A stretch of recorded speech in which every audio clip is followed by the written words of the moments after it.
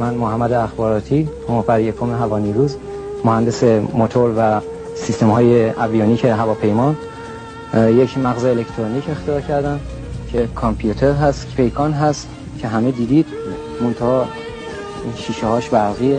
روشن بکن، استارت بزن، روشن شد. آب که میریزیم روی شیشه در مقابل آب حساسیت داره، دار هست، سرعت ماشین رو کنترل میکنه. کاپوتو باز بکن، باز.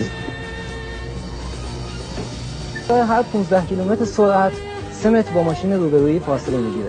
این راننده خوابش ببره، تکونش میده، بیدارش میکنه. الان ماشین توی دنده است. من به مغز الکترونیک میگم روشن بشه. موتور استارت بزن، روشن بکن.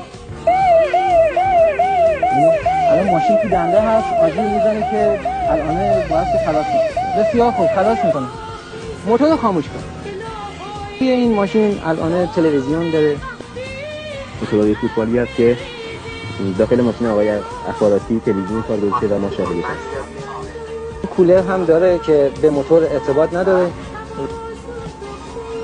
سیستم‌های دیگه هست که روی این ماشین ثبات راننده رو پس میزنه.